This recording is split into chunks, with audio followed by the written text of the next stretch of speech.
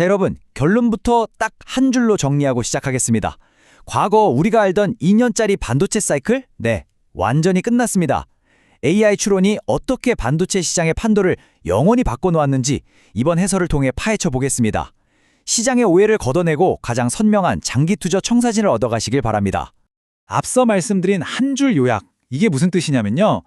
호황과 불황이 반복되던 그 지긋지긋한 2년 주기 대신에 이제는 AI가 쏘아올린 거대하고 장기적인 구조적 슈퍼사이클에 우리가 올라탔다는 겁니다. 자, 오늘 살펴볼 6가지 핵심 주제입니다. 끝나지 않는 AI 메모리 사이클부터 실전 투자 전략까지 쭉 한번 빠르게 훑고 넘어가겠습니다. 본격적으로 들어가기 전에 오늘 계속 튀어나올 핵심 용어 4가지만 딱 짚고 가죠. HBM, LTA, SOCAMM2, eSSD. 복잡해 보이지만 걱정 마세요. 제가 뒤에서 아주 쉬운 비유로 다 풀어드릴 거니까요. 섹션 1, 끝나지 않는 AI 메모리 사이클. 네, 방금 말씀드린 그 사이클의 종말 이야기입니다. 이 슬라이드 정말 재밌는데요. 그동안 우리가 무서워했던 반도체 하락장 있죠?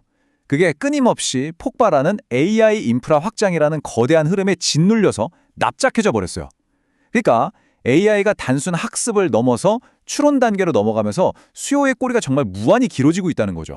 섹션 2, 차원이 다른 구조적 슈퍼사이클. 이번엔 진짜 다르다고들 하는데 왜 시장의 피크아웃 우려가 쓸데없는 걱정인지 한번 보시죠.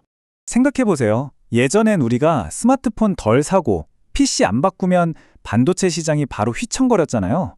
아주 예민한 B2C 시장이었거든요. 근데 지금은요.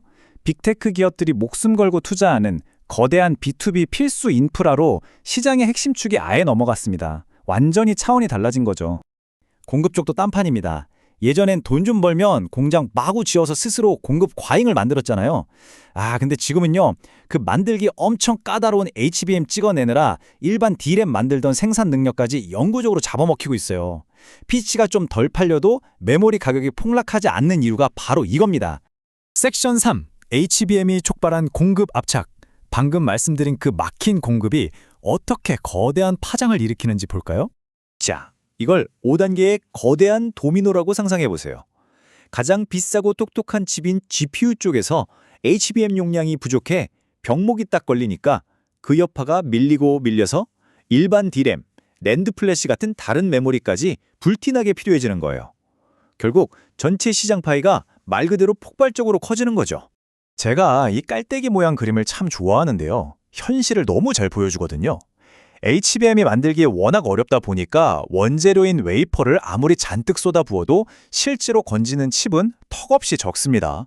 무려 27.3%포인트의 구조적 누수가 생기거든요. 그러니 돈을 아무리 쏟아부어도 일반 D램 공급은 계속 목이 졸릴 수밖에 없는 겁니다. 섹션 4, AI가 재편한 메모리 계층. 자, 복잡한 기술 이야기 나오는데 제가 아주 쉬운 식당 주방 비유로 딱 정리해 드릴게요. 엔비디아 GPU를 아주 잘 나가는 메인 셰프라고 쳐볼게요. 그럼 HBM은 셰프 손에 딱 붙어있는 엄청 작지만 기가 막히게 빠른 최고급 미니 도마고요. 일반 D램은 주방의 냉장고, 그리고 eSSD는 저 바깥에 있는 거대한 식자재 대형 창고입니다. 수만 명이 몰려오는 AI 만찬을 쳐내려면 도마, 냉장고, 창고 셋 다 같이 엄청나게 키워야만 주방이 돌아가겠죠? 이렇게 주문이 미친 듯이 밀려오니까 재밌는 혁신도 생깁니다. 방금 말씀드린 냉장고 있죠? 이걸 전기도 덜 먹고 효율은 훨씬 큰 새로운 모델로 바꾸는 기술이 나왔는데 그게 바로 SOCAMM2 같은 차세대 모듈이에요. 엄청나게 긴 맥락의 AI 데이터를 처리하려고 CPU 옆에 아주 든든한 최신식 냉장고를 하나 더 들여놓는 셈이죠. 그리고 사양길로 접어들었다고 생각했던 낸드 시장, 완전 화려하게 부활했습니다. AI 데이터 센터는 진짜 쉴 새 없이 데이터를 읽고 써야 하거든요. 그래서 몇백 번 썼다 지우면 수명 끝나는 싼 맛의 QLC 말고 수천 번을 끄떡없이 버티는 고뇌 구성 TLC 랜드를 미친 듯이 찾고 있습니다. 이게 완전히 새로운 금맥이 된 겁니다. 섹션 5, 테라팹 시대와 장비 호황. 메모리만 대박나는 게 아닙니다. 전공정 장비 쪽도 어마어마한 슈퍼사이클이 기다리고 있습니다. 이 그래프를 보시면 향후 5년, 적어도 2027년까지의 그림이 확 그려집니다. 반도체를 만드는 무균실, 즉 클린룸의 물리적 공간이 이제 한계예요. 공간은 부족한데 공정은 눈 돌아가게 복잡해지잖아요? 답은 하나죠. 기업들은 기존 공간 효율을 극한으로 끌어올리려고 전공정 장비에 어마어마한 돈을 쏟아 부을 수밖에 없습니다. 이걸 실제 데이터 센터 구축하는 실무자 관점에서 보면 정말 재미있습니다. 수억 원짜리 엔비디아 GPU를 사다 놓고 메모리가 딸려서 놀리면 그게 얼마나 큰 손해입니까?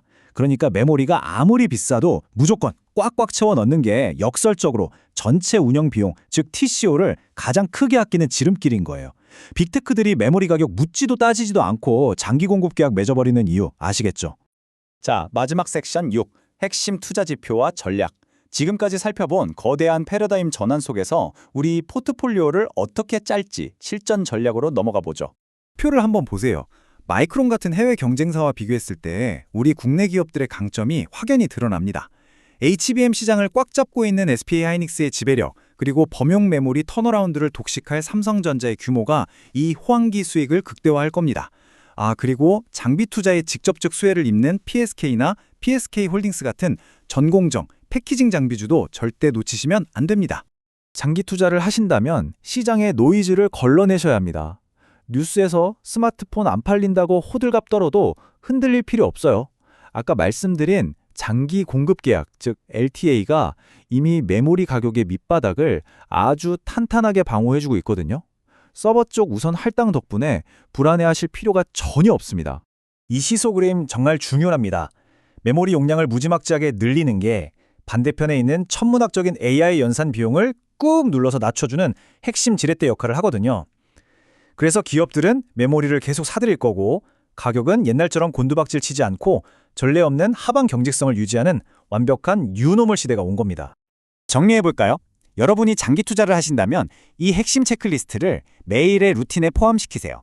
빅테크들의 LTA 체결 현황, 기업들의 시설 투자 동향, 2027년 이후 이어질 공급 부족 사태, 그리고 HBM 수율, 이 네 가지만 레이더망에 항상 켜두시면 됩니다. 자, 마지막으로 여러분께 도발적인 질문 하나 던지고 마무리할까 합니다. 엔비디아의 폭발적인 성장을 의심하는 분들은 거의 없으시죠? 그렇다면 그 엄청난 엔진을 돌아가게 만드는 필수 연료, 이 메모리의 가치를 우리는 아직도 과거의 잣대로 너무 과소평가하고 있는 건 아닐까요? 이 끝없는 구조적 슈퍼사이클 속에서 현명한 투자 기회를 꼭 잡아보시기 바랍니다.